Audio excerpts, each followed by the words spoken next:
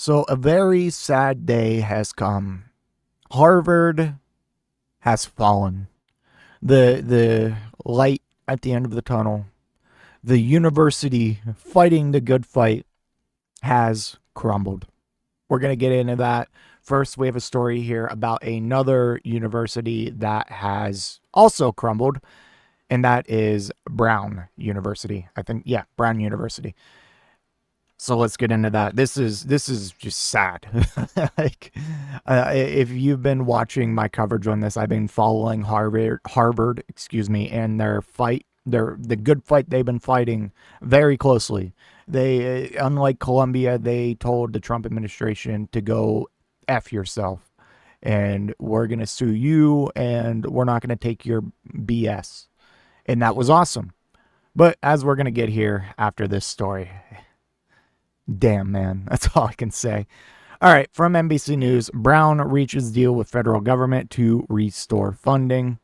Brown University has reached an agreement with the federal government to restore funding, including for research grants, the prestigious college said. The voluntary agreement reached Wednesday restores federal funding for medical and science research, the school said in a release. The deal also resolves 3 reviews of Brown's compliance with federal non-discrimination obligations. So a deal was eventually reached, she said, noting and this is the president, noting the university's commitment to maintaining academic independence from the federal government, as well as remaining true to our academic mission, our core values, and who we are as a community at Brown. Remember that paragraph, okay? Because you're going to find out, so they lied.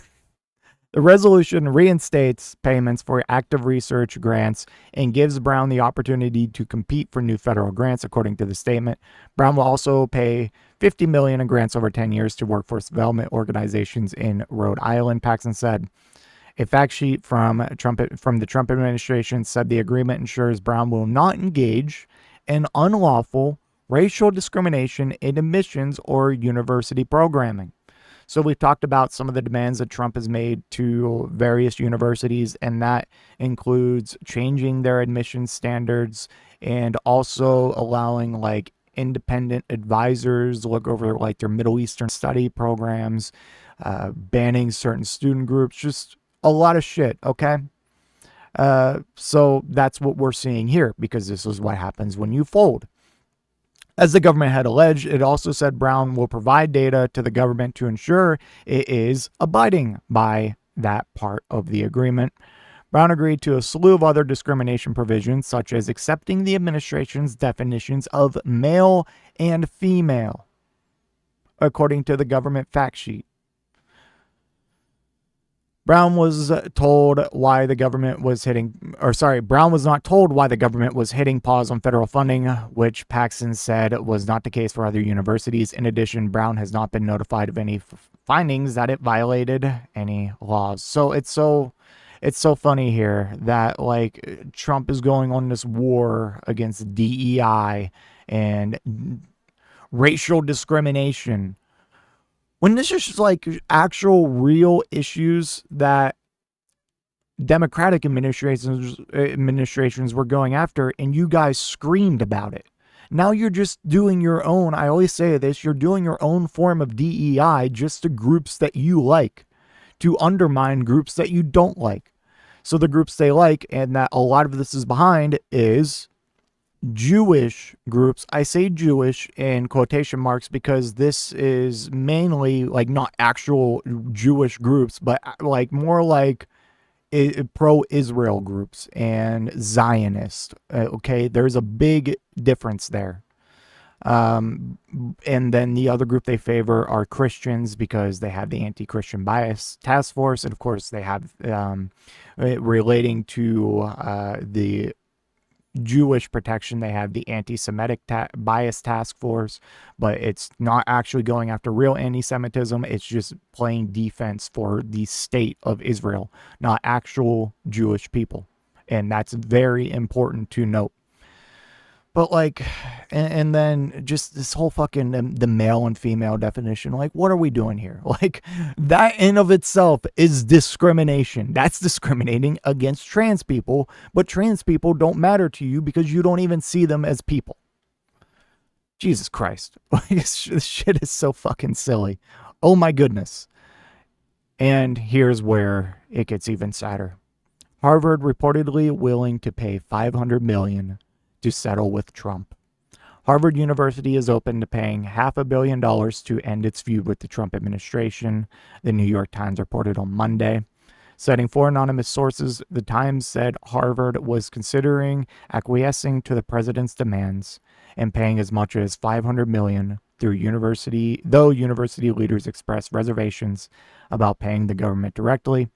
The exact terms of the settlement are still being hammered out. He said the administration's proposition, and this is what a White House spokesperson told the New York Times about like the settlement with Harvard and what they want to reach. He said the administration's proposition is simple and common sense. Don't allow anti-Semitism, aka don't be anti-Israel. Don't be pro-Palestinian. Don't say that Israel is committing a genocide in Gaza. No. That's anti-Semitism. And DEI to run your campus. DEI, like the thing that was meant to actually, a kind of a broad addressing of systemic racism issues in our country. It could also, even though effectively wasn't used to combat anti-Semitism, it could have been if used properly.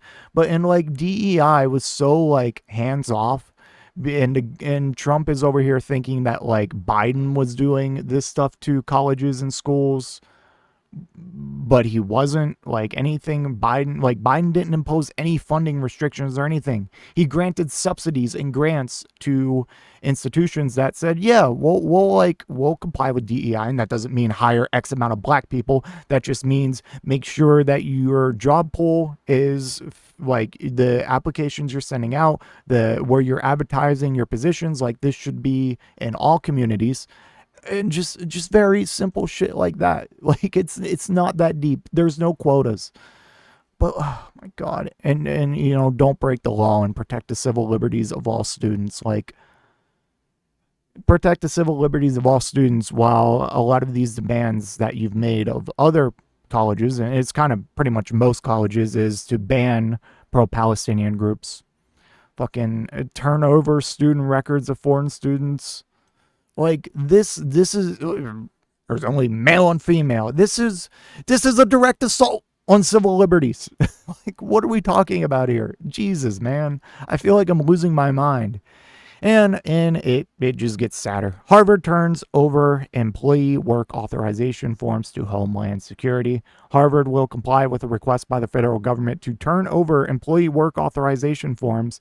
The school said in a Tuesday staff email that it will hand over the I-9 forms of current and recent employees.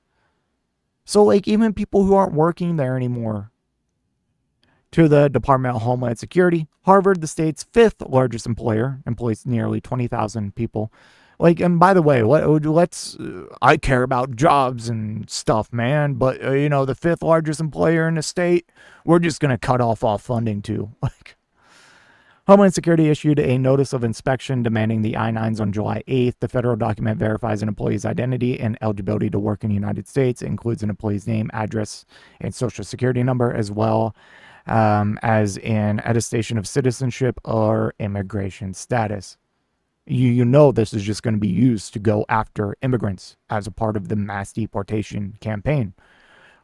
Harvard, in the Tuesday staff email obtained by WBUR, requested that DHS confirm that the I-9 records, once turned over, be securely maintained. The school said it will not at this time share the I-9s. What am I, fucking German? Jesus.